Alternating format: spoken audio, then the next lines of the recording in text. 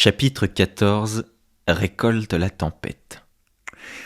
Le lendemain, Monsieur Molière reçut des pouvoirs parisiens un avis officiel l'informant que sa pièce « Les précieuses ridicules » était dorénavant interdite à la représentation.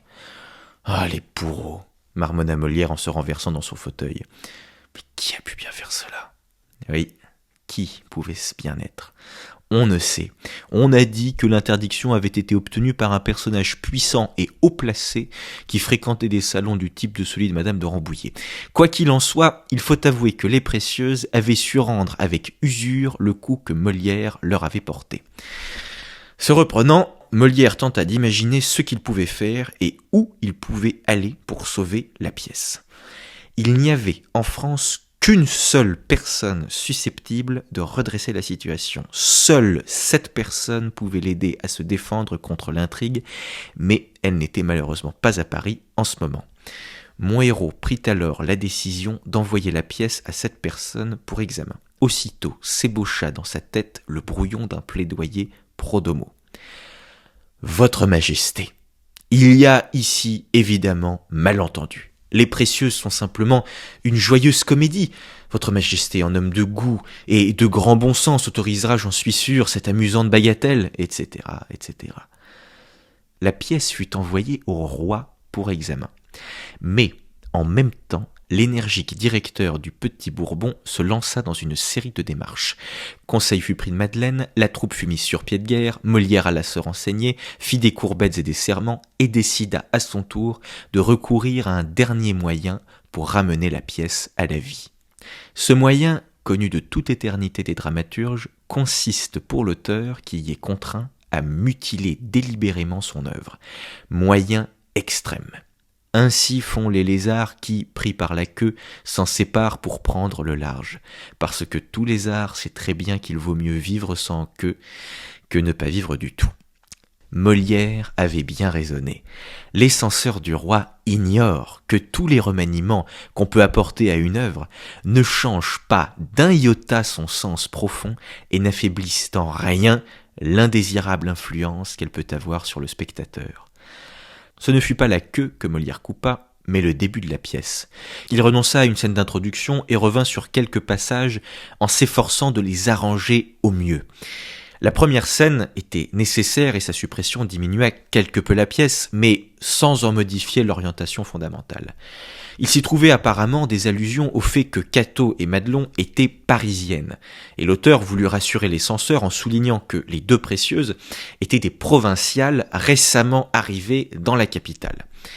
Pendant que le rusé comédien louvoyait et apprêtait sa pièce, quelque chose d'inouï se produisait à Paris. Dans la ville même et à des dizaines de lieues à la ronde, il n'était question que des précieuses ridicules. La gloire qui frappait à la porte de M. Molière prit d'abord le visage d'un littérateur du nom de Saumaise.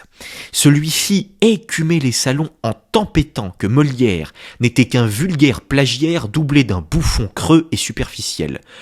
On l'écoutait et on l'approuvait. « Il a tout pris à l'abbé de Pur !» criaient les littérateurs des ruelles. « Mais non !» répliquaient d'autres. « Il a volé la matière de cette farce aux Italiens !» La nouvelle de l'interdiction n'avait fait qu'attiser le brasier. Tout le monde voulait voir la pièce où l'on ridiculisait le meilleur monde, c'est-à-dire les habitués des salons. Alors que tout Paris en ébullition commentait la nouveauté de l'heure, le libraire de Luynes se présenta au théâtre et demanda très humblement qu'on voulût bien lui remettre une copie du manuscrit de la pièce, copie qu'il n'avait pu jusqu'alors se procurer. Bref, chacun travaillait de son côté et la subtile tactique de Molière donna finalement de bons résultats. Il trouva des protecteurs parmi les puissants de ce monde, fit très habilement valoir qu'il était sur le point d'obtenir l'appui du roi, et 15 jours plus tard, la comédie revue et corrigée fut autorisée à la représentation. L'allégresse dans la troupe fut indescriptible, et Madeleine se contenta de glisser à l'oreille de Molière cette seule phrase « Doublez les prix ». Madeleine et son esprit pratique avaient bien raison. Le fidèle baromètre du théâtre, la caisse, se mit à la tempête. Le 2 décembre fut donnée la 2e représentation et la recette, qui tournait en temps normal autour de 400 livres par soirée, s'éleva cette fois à 1400 livres. Et cela continua. Les précieuses passaient avec des pièces de Corneille ou de Scarron et faisaient à chaque fois salle comble. Le Lauré, dont nous avons déjà parlé, écrivit dans son journal rimé que la pièce était creuse et digne d'un spectacle de foire, mais vraiment très drôle. Ce n'est qu'un sujet chimérique, mais si bouffon et si comique, pour moi j'y porterai 30 sous, mais oyant leurs fines paroles, j'en ris pour plus de 10 pistoles. Le libraire-éditeur Guillaume de Luynes parvint à ses fins. Il réussit par quelques moyens mystérieux à se procurer un exemplaire du manuscrit des Précieuses et annonça à Molière qu'il allait publier la pièce. Molière ne pouvait plus que s'incliner.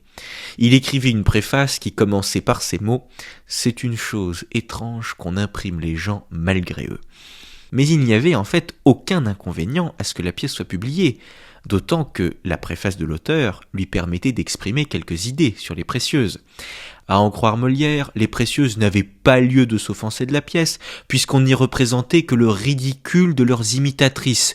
Après tout, les plus excellentes choses sont sujettes à être copiées par de mauvais singes, etc., etc. Par ailleurs, Molière signalait humblement qu'il s'était tenu dans les bornes de la satire honnête et permise en écrivant sa pièce. Il est peu probable que Molière soit parvenu à convaincre quelqu'un par sa préface, et il se trouva à Paris des gens pour remarquer que la satire était effectivement honnête, comme pouvait s'en assurer toute personne normalement instruite, mais qu'il était difficile de trouver un seul homme au monde susceptible de présenter aux autorités un exemplaire de satire permise. D'ailleurs, laissons Molière se défendre de son mieux. Et cela lui était bien nécessaire, car il apparut très vite que la première des Précieuses avait attiré sur lui une attention particulièrement insistante. Et par la suite, bon ou malgré qu'il en est, Monsieur de Molière fit en sorte que cette attention ne se relâchât nullement.